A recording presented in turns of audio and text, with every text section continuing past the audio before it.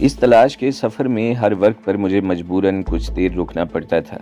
تحریریں قدم روک لیتی تھیں، ہر تحریر اپنے اندر نیا انکشاف اور نیا درد چھپائے ہوئے تھی۔ ایک عنوان تھا، لوگوں کشمیری عوام اپنی آزادی کی جنگ لڑ رہے ہیں۔ مضمون نگار نے دلائل اور حوالوں سے بھارت کے الزام کی تردید کی تھی اور ثابت کیا تھا کہ کشمیری مسلمانوں کو پاکستان سے کوئی امداد نہیں مل رہی۔ آخری صفحات پر آسیہ کی ڈائری بنت کشمیر کی ڈائری کے عنوان سے شائع کی گئی تھی۔ ان کی آنکھ کیمرے کی آنکھ سے بھی کہیں زیادہ حساس ہے۔ اس آنکھ نے جو دیکھا، جو محسوس کیا، ادارہ قارئین کے لیے پیش کر رہا ہے۔ ڈائری شروع کرنے سے پہلے قلمکارہ نے تمہیدی نوٹ میں تحریر کیا تھا، میں کسی فرد، گروہ، مذہب، عقیدے، ادارے اور حکومت کے خلاف نہیں ہوں۔ میری آنکھوں پر تعصب کی پٹی بھی نہیں ہے۔ میں نے اللہ کی دی ہوئی آنکھوں سے جو دیکھا، محسوس کیا، وہی لکھ رہی ہوں۔ میری ڈائری ان دنوں اور اس سفر سے متعلق ہے جب مجھے سیکورٹی فورس نے وادی سے دورہ پونچھ جیل میں جا کر بند کر دیا تھا۔ وہاں مجھ پر کیا بیتی؟ میرا قلم اور میری مصلحت کچھ لکھنے نہیں دیتی۔ میں صرف رہائی کے بعد وادی تک کے سفر کی روداد تحریر کروں گی۔ 7 اپریل 1993، وادی لولاب۔ شاعر مشرق ڈاکٹر اقبال کی نظم وادی لولاب میں نے میرٹھ میں طالب علمی کے زمانے میں پڑھی تھی۔ اے وادی لولاب، لولاب سے میں واقف اسی نظم سے ہوئی تھی۔ تب سے اس حسن کی دیوی کا دیار کرنے کا شوق دل میں سما گیا تھا، لیکن یہ معلوم نہ تھا کہ حسن کا دیدار کن حالات اور کیسی قربانی کے بعد نصیب ہوگا۔ ڈاکٹر اقبال نے جو کچھ کہا تھا، اس میں رتی بھر مبالغہ نہ تھا۔ بے شک یہ وادی خالق کائنات کے حسن تخلیق کا شاہکار ہے۔ درمیان سے شفاف نیلگوں پانی کی ندی گزرتی ہے، تحت نگاہ پھیلے ہوئے دھان کے کھیت، جیسے کسی نے سیڑھیوں پر سبز قالین بچھا رکھا ہو۔ دھان کی فصل تقریباً تیار تھی، بارشوں کی وجہ سے ابھی ہریالی باقی تھی۔ تمام مکان ایک جیسے ہیں، فرش پر قالین بچھے ہوتے ہیں جہاں مہمانوں کو بٹھایا جاتا ہے۔ وہاں میں نے دیکھا ایک پلیٹ میں ہی سارا خاندان کھاتا ہے۔ البتہ میرے لیے الگ اہتمام کیا گیا تھا، لیکن میں نے میزبان کی دونوں بیٹیوں کو اپنی ہی پلیٹ میں شریک کر لیا تھا۔ کھانے کے بعد گرم سماوار درمیان میں رکھا گیا اور سب نے اپنی خواہش کے مطابق قہوہ پیا۔ مجھے بتایا گیا کہ وادی میں ہر سال 14 اگست کا دن منایا جاتا ہے اور مجاہدین پاکستانی پرچم کو سلام دیتے ہیں۔ جیل سے جب مجھے رہا کیا گیا تو میں تنہا تھی اور جیل کے دروازے پر کھڑے نگران مجھے غلیظ نگاہوں سے گھور رہے تھے۔ مجھے خاتون نگران نے بتا دیا تھا کہ مجھے تنہا بھیج کر راستے میں اغوا کر لیا جائے گا۔ میں کیا کر سکتی تھی، لیکن اللہ میرے ساتھ تھا۔ باہر نکلی تو مسلح بھائیوں نے مجھے اپنی پناہ میں لے لیا۔ ایک کو میں جانتی تھی اور وہ میرے لیے ہی وادی سے آیا تھا۔ ایک دن ہم ایک گاؤں سے گزر رہے تھے کہ ایک خستہ حال عورت نے ہمیں روک لیا۔ وہ رو رہی تھی، شاید پگلی تھی، لیکن وہ صرف ماں تھی۔ تم لوگ درنیال جا رہے ہو نا؟ ضعیفہ نے میرا ہاتھ تھام کر پوچھا۔ ہاں ماں، میرے ساتھی صدیق نے کہا، ہم تیری بیٹی کے گاؤں جا رہے ہیں۔ آمنہ کو کہنا بدچگنی نہ کرے، اسے تیسرے روز واپس آنا چاہیے، بوڑھی بولی۔ پتہ نہیں آج اسے گئے دوسرا یا تیسرا دن ہے، تم اسے پہچان لو گے نا؟ اس نے سرخ جوڑا پہن رکھا ہے اور ہاتھوں پر مہندی بھی لگی ہے اس کے، بوڑھی عورت نے کہا۔ صدیق نے مجھے بتایا کہ بوڑھی سکینہ کی بیٹی آمنہ کو 1 برس قبل عین اس وقت فوجی لے گئے تھے جب اسے ڈولی میں بٹھایا جانے والا تھا۔ ایک میجر کی سربراہی میں گارڈ آئی تھی۔ ان کو آمنہ کے بھائی شاکر کی تلاش تھی، جو فوجی کیمپ میں لکڑیاں پھاڑنے کا کام کرتا تھا۔ اس نے کسی بات پر مشتعل ہو کر لنگر کمانڈر کو کلہاڑی سے قتل کر دیا تھا۔ شاکر بہن کی شادی میں شریک ہونے آیا تھا۔ کسی مخبر نے فوج کو اطلاع دے دی تھی۔ اس دن مقابلے میں شاکر اور دلہا سمیت 10 نوجوان شہید ہوئے تھے۔ تب سے سکینہ آتے جاتے لوگوں کو آمنہ کے لیے پیغام دے رہی تھی کہ اسے تیسرے دن رواج کے مطابق میکے آنا چاہیے۔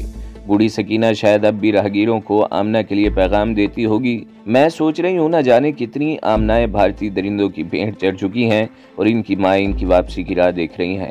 علامہ اقبال اب موجود نہیں ہے، لیکن آسمانوں سے ان کی روح جھانک جھانک کر اس ارضی جنت سے اٹھتے ہوئے شعلے دیکھتی ہوگی اور خوش ہوتی ہوگی کہ ان کی دعا بالا قبول ہو گئی ہے۔ علامہ اقبال نے کشمیری قوم کی بدحالی اور غلامی کا ماتم کرتے ہوئے کہا تھا، اے خدا، کشمیریوں پر ایسی شراب کے قطرے برسا کہ اس خاکستر سے آگ کے شرارے پھوٹ پڑیں۔ ہم اترائیوں، چڑھائیوں، ندیوں، نالوں کو عبور کرتے ہوئے جب وادی لولاب کے ایک گاؤں ٹکی پوری میں داخل ہوئے تو میرے ذہن کی پلیٹ پر ایک نام ابھرا، کاروان حریت کے ایک ہدی خواں اور بے باک و جری مجاہد محمد اشرف صحرائی۔ ٹکی پورا کے مجاہد ان دنوں قائم مقام امیر جماعت اسلامی تھے۔ یہ ذمہ داری آپ کو امیر جماعت سید علی گیلانی کی گرفتاری کے بعد سنبھالنا پڑی تھی۔ محمد اشرف صحرائی سے میری ملاقات جماعت کے ایک جلسے میں ہوئی تھی۔ صحرائی کو 1990 کے موسم بہار میں گرفتار کیا گیا تھا۔ تادم تحریر آپ کٹھوا جیل میں اذیتیں جھیل رہے تھے۔ میں نے ان کا گھر دیکھا، نگاہوں سے عقیدتاً دیواروں کو سلام کیا۔ سنا ہے ان کے بیوی بچے سیکورٹی فورسز کے چھاپوں کی وجہ سے راتیں کھلے آسمان تلے گزارتے ہیں۔ 13 اپریل بارہمولہ۔ یہ شہر راولپنڈی سری نگر روڈ پر واقع ہے۔ بارہمولہ کی وادی تو آزادی کا ایک اہم مورچہ رہی ہے۔ پروفیسر محمد اشرف صراف کا تعلق اسی حریت پسند وادی سے ہے۔ کنٹرول لائن کے قریب ہونے کی وجہ سے ہر وقت فوجی بوٹوں اور گولیوں کی آواز گونجتی رہتی ہے۔ اس وادی کو ایک اور بھی اعزاز حاصل ہے۔ جب شہداء کی تعداد آئے روز بڑھنے لگی تو وادی کے لوگوں نے شہداء کے لیے الگ قبرستانوں کا فیصلہ کیا۔ اب مزار شہداء وادی کے چپے چپے پر دکھائی دیتے ہیں۔ پہلا شہید خواجہ صاحب بارہمولہ کا 17 سالہ پرویز احمد 10ویں جماعت کا طالب علم تھا۔ اسے 13 دسمبر 1999 کو بارہمولہ پل پر فوجیوں نے بریسٹ مار کر شہید کر دیا تھا۔ موجودہ تحریک آزادی کا وہ پہلا شہید ہے۔ ہر گاؤں اور ملنے والے شخص نے آنسوؤں، سسکیوں اور آہوں کے ساتھ ہمیں اپنے اپنے شہیدوں کے بارے میں بتایا۔ جن عورتوں، لڑکیوں اور مردوں کو فوج لے گئی تھی، ان کی واپسی کا وہ انتظار کر رہے ہیں۔ 20 اپریل سوپور قائد تحریک آزادی سید علامہ گیلانی کے جذبہ حریت کی وجہ سے وادی میں ممتاز مقام کا حامل ہے۔ اس شہر کے حریت پسندوں نے قربانی و اظہار کی بے مثال داستانیں رقم کی ہیں۔ دریائے جہلم کے کنارے سیبوں کے وسیع و عریض باغات کے درمیان سوپور کا دیدہ زیب شہر واقع ہے، لیکن اب یہ آسودہ حال شہر کھنڈرات اور راکھ کا ڈھیر دکھائی دے رہا ہے۔ اس رات ہم حزب المجاہدین جموں و کشمیر کے عارضی کیمپ میں مہمان تھے۔ یہ کیمپ شہر سے چند فرلانگ دریا کے دہانے اور سیبوں کے ایک گھنے باغ کے اندر لگایا گیا تھا۔ کیمپ کمانڈر ایک نوجوان قاسم تھا۔ اس نے بتایا کہ سوپور کو سیکورٹی فورسز نے گھیرے میں لے لیا۔ ہم نے ساتھ جانا چاہا تو قاسم نے باصرار ہمیں جانے سے روک دیا کہ آپ مہمان ہیں اور آپ لوگوں کی حفاظت ہماری ذمہ داری ہے۔ وہ اپنے 6 ساتھیوں کے ساتھ چلا گیا۔ 3 گھنٹے بعد جب واپس آیا تو وہ خود شدید زخمی تھا اور 4 ساتھیوں کو جام شہادت پلا آیا تھا۔ اس نے اس رات کی رودات سناتے ہوئے بتایا، ایک مجاہد ان کی حراست سے فرار ہو کر سوپور کی جانب آیا تھا۔ اس کے تعاقب میں پوری کمپنی سوپور میں داخل ہوئی اور گھر گھر تلاشی کا سلسلہ شروع کر دیا۔ مفرور تو ان کے ہاتھ نہ لگا، وہ گھروں کو لوٹ کر جلاتے گئے اور جاتے جاتے 20 سالہ ثناء اللہ، اس کے بھائی معراج الدین اور بہنوئی غلام محمد میر کو گھسیٹ کر لے گئے اور سڑک پر جا کر ان کو شہید کر دیا۔ مقتولین کی 4 خواتین کی عصمت دری کی گئی اور ان کے روتے معصوم بچوں کو اٹھا کر دوسری منزل سے نیچے پھینک دیا گیا۔ صبح جب ہم سوپور کی گلیوں میں داخل ہوئے تو گلیاں خون اور ٹوٹی پھوٹی چوڑیوں، برتن کی کرچیوں اور پھٹے ہوئے کپڑوں سے بھری ہوئی تھی اور شہر پر سکتہ سا طاری ہو گیا تھا اور سناٹا عروج پر تھا۔ ایک گھر سے دھواں اٹھ رہا تھا اور جلے ہوئے کواڑوں کے قریب دہلیز پر ایک نحیف بوڑھا بیٹھا آسمان کو گھور رہا تھا۔ وہ شہر کا معروف حکیم عبدالغفور تھا، جس کی بہو کو فوجی لے گئے تھے۔ پوتے پوتیاں جلتے ملبے تلے دبے ہوئے تھے۔ نفسا نفسی کا عالم تھا، کوئی کسی کا پرسانی حال نہ تھا، کیونکہ ہر گھر ماتم خدا بنا ہوا تھا۔ اسی شہر کے مغربی محلے میں ایک خاندان تھا، بڑا آسودہ اور پرہیزگار۔ مجھے یقین تھا اس کھنڈر شہر اور برباد گھروں کا نظارہ کرنے اب فوجی نہیں آئیں گے۔ وہ بہت کچھ لے گئے تھے، اس نشے اور خمار میں وہ کئی دن گزار دیں گے۔ اس لیے میں آزادانہ گلی گلی گھوم رہی تھی تاکہ بربریت کی سنی سنائی داستانوں کو اپنی آنکھوں سے دیکھوں۔ حاجرہ بیگم نے بتایا، میں، میری ننند اور جوان بیٹی زبیدہ، ہم تینوں کریک ڈاؤن کے دوران گودام میں دبک گئی تھیں کہ ان ظالموں نے گھر کو خالی پا کر آگ لگا دی۔ آگ لگی تو دھوئیں سے ہمارے دم گھٹنے لگے تو ہم مجبوراً باہر نکل آئیں۔ تب ایک درندے نے ہمیں دیکھ لیا اور اس نے جے ماتا کا نعرہ لگایا۔ ہمارا خیال تھا وہ تنہا ہوگا، ہم مقابلہ کریں گے، مگر نعرے کے جواب میں سینکڑوں فوجی دندناتے ہوئے اندر آ گئے۔ ہم نے اینٹوں سے مقابلہ شروع کر دیا۔ وہ چونکہ ہمیں زندہ پکڑنا اور اپنی ہوس کے لیے استعمال کرنا چاہتے تھے، اس لیے گولیاں نہیں چلاتے تھے۔ پھر ہمیں چاروں اطراف سے گھیر لیا گیا اور ہمارے پاس اینٹوں کا سٹاک بھی ختم ہو گیا تھا۔ حاجرہ نے آگے کچھ نہیں بتایا۔ اس کے قریب اس کی ننند بلقیس خانم اور بیٹی نیم بے ہوشی کے عالم میں ہیزیانی کیفیت سے دوچار تھیں۔ تینوں کے جسموں پر دانتوں اور ناخنوں کے نشانات دکھائی دے رہے تھے۔ تینوں نے نہ جانے کیسے اتنے درندوں کی نوچ کھسوٹ برداشت کر لی تھی۔ تینوں زندہ لاشیں بن چکی تھیں، کوئی ان کے اندر اور باہر کے زخموں پر مرہم رکھنے والا نہ تھا۔ 22 اپریل شیرغاب۔ دریائے جہلم کے کنارے کنارے ندیاں، نالے، اونچے اونچے درخت اور ان درختوں کے درمیان پھیلے ہوئے چھوٹے چھوٹے دیہات ہمارے سفر کے لیے بڑی آسانیاں پیدا کر رہے تھے۔ میرے پاس پروانہ رہائی بھی تھا، اس کے باوجود میں بھارتی شیطانوں اور فوجی درندوں کی نگاہوں میں آنا نہیں چاہتی تھی۔ میرے پاس سب سے بڑا جرم تھا کہ میں جوان اور خوبصورت جسم لیے ہوئے تھی، ایسی مجرمہ کو بھلا کون معاف کر سکتا تھا۔ ہم جب تحصیل پٹن کے گاؤں شیرغاب میں داخل ہوئے تو شام کے سائے گہرے ہو چکے تھے۔ ہم نے سڑک سے بچ کر برساتی نالہ عبور کیا تھا۔ میرے ہمدرد اور ساتھی ندیم کے مطابق سڑک پر ملٹری پولیس کی چوکی تھی۔ شیرغاب کو یہ اعزاز حاصل ہے کہ یہاں ایک شیر دل مجاہد محمد احسن ڈار نے جنم لیا تھا۔ محمد احسن ڈار حزب المجاہدین کے چیف کمانڈر آپریشنز ہیں۔ آپ کا تعلق جماعت کے قائم کردہ فلاح عام ٹرسٹ کے ایک سکول سے بھی رہا ہے۔ محمد احسن ڈار کو انتخابات میں کامیابی کے بعد کسی ممکنہ بغاوت کے پیش نظر اور دیگر سیاسی رہنماؤں کے ساتھ گرفتار کر لیا تھا، جن کو مجاہدین نے جیل توڑ کر آزاد کروا لیا تھا۔ فرار کے بعد محمد احسن ڈار نے عسکری تربیت حاصل کی اور کمانڈر کی ذمہ داریوں کے اہل قرار پائے۔ ایک رات ہم نے شیرغاب میں بسر کی اور میزبان سے شیرغاب کے شہیدوں اور غازیوں کی ایمان افروز داستانیں سننے کو ملی۔ پھر صبح ہم نے اپنا سفر آگے بڑھایا تو راستے میں ارد گرد احسن ڈار کا علاقہ پھیلا ہوا پایا۔ گریری، چکسری، نائڈ کھٹے، وترگام اور بہت سے علاقے ایسے تھے جہاں جہاں سے ہم گزرے وہاں احسن ڈار کی خوشبو اور ذکر کو موجود پایا۔ جب ہم احسن ڈار کے گھر چک سری میں داخل ہوئے تو اجنبیت کے باوجود وہاں ہمارا استقبال گرم جوشی کے ساتھ کیا گیا۔ رات کو محلے کی کچھ لڑکیاں بطور خاص مجھ سے ملنے آئیں، چٹان کی کاری تھیں اور اسی حوالے سے مجھ سے عقیدت رکھتی تھیں۔ ایک لڑکی نے بتایا، یہ علاقہ احسن ڈار کی وجہ سے ہمیشہ زیر عتاب رہتا ہے۔ ڈار صاحب کاروائی کسی بھی کونے پر بھی کرتے ہیں تو سیکورٹی فورسز ادھر دوڑ پڑتی ہیں۔ احسن ڈار کی گرفتاری کے لیے کچھ غداروں کو بھی انعام کا لالچ دیا گیا ہے، لیکن آج تک یہ لوگ اس جرت مند مجاہد کی گرد کو بھی نہیں چھو سکے۔ صبح جسم تو تازہ دم تھے، لیکن مظلوموں کی دل دہلا دینے والی داستانوں نے روح گھائل کر دی تھی۔ میں ان ماؤں سے ملی جن کے سہاگ جنگ آزادی پر قربان ہو چکے تھے، جن کے بیٹے لاپتہ تھے اور جن کی معصوم بیٹیوں کے دامن تار تار تھے۔ میں ان لوٹی پوٹی اور زندہ درگور لڑکیوں سے بھی ملی تھی جن کو لوٹ کر کھنڈر بنا دیا گیا تھا۔ مجھے وہ بچے بھی دکھائی دیے جو معذور تھے، جن کے ہاتھ پاؤں توڑ دیے گئے تھے۔ وہ اپنی ماؤں اور بہنوں کو بھارتی فوجیوں کی گرفت میں تڑپتے دیکھ کر روئے تھے۔ مجھے وہ کھنڈرات بھی دیکھنے کو ملے جن میں کبھی خوشحال خاندان آباد تھے۔ اچانک دروازے پر دستک ہوئی اور دستک کی آواز نے مجھے پٹن سے آسیہ کے گھر لا پھینکا تھا۔ میں نے پرچہ ایک طرف رکھ دیا۔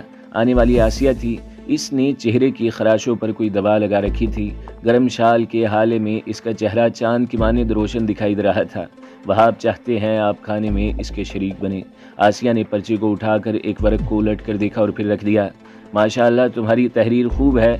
اگر میں بھارتی فوج کا با اختیار آفیسر ہوتا تو تم جیسی قلم کارہ کو کبھی آزاد نہ کرتا۔ بھارت کے ڈھول کا پول تم نے کھول کر رکھ دیا ہے، بس جو دیکھا لکھ دیا۔ وہ انکسارانہ انداز میں بولی۔ میں نے اپنی طرف سے کوئی رنگ نہیں ڈالا۔ اگر آنکھیں میری اور قلم کسی مغربی صحافی عورت کے ہاتھ میں ہوتا تو جو مناظر اور باتیں میرا قلم نہیں لکھ سکا وہ لکھ ڈالتی۔ میں اس کے ساتھ جب ان کے بیڈ روم میں داخل ہوا تو تکیوں کی ٹیک پر نیم دراز عبدالوہاب سیدھا ہو گیا۔ اس نے بڑی گرم جوشی سے میرا استقبال کیا اور مجھے اپنے ساتھ بیڈ پر بٹھا لیا۔ کتنی عجیب بات ہے کہ تمہاری احسان مند کو تمہارا نام تک معلوم نہیں ہے۔ عبدالوہاب اتنا بزرگ بھی نہ تھا، نہ جانے کیوں اس نے بے تکلفی کا لہجہ اپنایا تھا۔ میرے بھائی، میں تمہارا بے حد ممنون ہوں۔ میں عزت عصمت کا نام نہیں لوں گا، اس لیے کہ آسیہ مجھے اپنی جان سے بھی زیادہ عزیز ہے۔ مجھے اس کے ساتھ رہنا ہے۔ وہاب، آسیہ نے اس کے شانے پر ہاتھ رکھ دیا، بس میرے محسن کا شکریہ ادا کرو۔ تم جب فلسفہ بولنے لگتے ہو تو وقت اور مخاطب کے مراتب کا بھی خیال نہیں رکھتے۔ آئی ایم سوری جانم۔ وہ ایک دم بت سا گیا۔ باہر طور مسٹر جہانگیر احمد میں نے نام بتایا۔ ویسے آسیہ بی بی نہ تو میری احسان مند ہے نہ میں محسن ہوں۔ اگر اس کی جگہ کوئی سیتا دیوی ہوتی تو بھی میں اسے ظالموں سے نجات دلانے کی ایسی ہی کوشش کرتا۔ میں نے انسانیت کے ناطے حق مردانگی ادا کیا ہے، میں نے کہا۔ آسیہ بتا رہی تھی کہ تم پناہ کی تلاش میں وہاں پہنچے تھے۔ جی ہاں، میں نے کہا۔ جھیل کے درمیان پانی میں پناہ۔ وہاب نے مسکراتی نگاہوں سے میری جانب دیکھا۔ کیا کوئی خونی آبی بلا تمہارے تعاقب میں تھی؟ اس نے کہا۔ خشکی کے سارے راستے مسدود تھے، میں نے جواب دیا۔ کوئی راستہ نہ پا کر میں نے پانی سے پناہ طلب کرنے کا فیصلہ کیا تھا۔ میرے عزیز اور نرم و شیریں آواز میں بولا، میں یہاں ہوں مگر میری آنکھیں اور کان وادی میں گھومتے پھرتے ہیں۔ चंद मिनट कबल ट्रांसमीटर पर मुझे रिपोर्ट मिली है कि इसी वक्त और इसी झील में रात मुजाहिदीन ने एक हेलीकॉप्टर मार गिराया है। क्या तुम इसी तबाह होने वाली हेलीकॉप्टर के दूसरे मुसाफिर नहीं हो जिसकी लाश कॉप्टर से नहीं मिली? उसने कहा। आप आज़ाद हैं, जो चाहे अंदाज़ा लगा ले। मैंने कहा। इधर देखो दोस्त। इसने जिधर इशारा किया मैंने उधर देखा। बगली दरवाजे के पर्दे से 2 बैरल झांक रहे थे, यानी मुझे गन पॉइंट पर रख लिया गया था। सुनो, अगर तुम्हारा नाम सुरजीत कुमार भी है तो तुम इस घर में जहांगीर अहमद जैसे मोहतरम हो, इसलिए कि हम मुसलमान अपने मोहसिनों के एहसान को फरामोश नहीं किया करते। दूसरी वजह यह भी है कि मेरी बीवी तुम्हें पनाह दे चुकी है। उसने कहा। मेरा ख्याल था, बल्कि है, कि आपको आसिया जैसी आला तालीम याफ्ता और तजुर्बेकार सहाफ़ी बीवी के हवाले से यकीनन तालीम याफ्ता ही नहीं बल्कि दानिशमंद भी होना चाहिए, लेकिन आपकी सतही सोच ने मुझे थोड़ी हैरत दी है। मेरे मोहतरम मेज़बान, अगर मेरा नाम सरजीत कुमार होता तो मैं मुजाहिदीन के खौफ से बजरे में छुपने तो जा सकता था, लेकिन अब तक एक मुसलमान ख़ानदान का मेहमान नहीं रह सकता था। ये सच है कि मैं ही दूसरा मुसाफिर हूँ, मगर ये भी सच है कि मेरा नाम जहांगीर अहमद है और मैं इस खित्ते में लड़े जाने वाली जंग का इतना ही वफादार और सरगर्म रुकन हूँ जितने आप लोग हैं। अब बहुत से सवालात पूछेंगे आप और मैं किसी का जवाब न दे सकूँगा। हाँ, आप मेरी ज़ात की तस्दीक डॉक्टर रिजवान से भी करवा सकते हैं। मैंने कहा। बस ठीक है। आसिया बोल पड़ी। सुल्तान भाई, आप लोग अंदर चले आएँ। पर्दा हटा तो मुझे हड़बड़ा कर उठना पड़ा था। अंदर आने वालों में एक शख्स ऐसा था जिसे मैं टटोल कर पहचान सकता था। वो भी सामने मुझे देखकर साकित हो गया था। मेरी शहादत, मेरी ज़मानत और गवाही फ़ारूक भट्ट देगा। मैंने बाहें फैलाई तो मेरा फर्स्ट कज़न और सिविल इंजीनियर फ़ारूक भट्ट दौड़ कर लिपट गया था। इसने वफूरे जज्बात से मेरी गर्दन पर कई बोसे दिए थे। जब मैंने कांधों से पकड़कर इसका चेहरा मुकाबिल किया तो देखा वो 6 फुटा नौजवान बच्चों की तरह रो रहा था। फ़ारूक मेरे भाई, मेरी जान, तूने मेरी आवाज़ नहीं पहचानी थी? मैंने कहा। लेकिन मैं सोच भी नहीं सकता था। वो अपने नकाब से आंसू पोंछकर बोला, आप यहाँ हो सकते हैं। सोच तो मैं भी नहीं सकता था फ़ारूक। मैं इसे साथ चिमटाए सोफ़े पर जा बैठा। मोस्ट ओबीडेंट सर्वेंट का बेटा तहरीक आज़ादी में शरीक हो सकता है। क्या तुमने अपना घर छोड़ दिया है? मैंने कहा। नहीं भाईजान, फ़ारूक ने बुर्राई आवाज़ में जवाब दिया, लेकिन अब्बा जी बकीदे हयात नहीं हैं और अम्मा भी ने बखुशी जिहाद में शरीक होने की इजाज़त दे दी है। आसी जान, वहाब की आवाज़ सुनाई दी। मेहमानों के लिए यहाँ ही खाना ले आओ। अब तो सारा माहौल ही बदल गया है। फ़ारूक, अपने दोस्त का तारुफ अपने साथी से भी करा दो। ये दोस्त नहीं, मेरे कज़न है जनाब, फ़ारूक ने जवाब दिया। फिर अपने साथी की तरफ पलट कर बताने लगा, यह हाजी गुलाम अहमद वानी है। इनका ताल्लुक़ पाकिस्तान के सूबा पंजाब से है। उसने कहा। नहीं, बल्कि मेरा ताल्लुक़ इसी मिट्टी से है। हाजी साहब बात काट कर बोले, मेरे आबा व अजदाद की कब्रें यहाँ हैं। हम लोग पहली पाको हिंद जंग के दौरान हिजरत करके गुजरात में सेटल हो गए थे। अब जब मेरी मिट्टी ने मुझे पुकारा तो मैं चला आया। जहांगीर का तारीख़ी जोग्राफिया भी बता दो। वहाब ने अपनी बीवी की जानिब देखकर फ़ारूक से कहा। आसिया सुतून की तरह वहाँ जमी खड़ी थी। भाईजान रियासती पुलिस के इंस्पेक्टर हैं और सरकारी तौर पर एडवांस कोर्स करने बाहर गए थे। बस मुझे इतना ही मालूम है, उसने कहा। तो दोस्तों, अगली किस्त सुनने के लिए हमारे चैनल को ज़रूर सब्सक्राइब करें, वीडियो को लाइक करें और बेल के आइकन पर भी क्लिक कर दें ताकि हर जो आने वाली वीडियोज़ हैं वो आपको सबसे पहले मिलती रहें।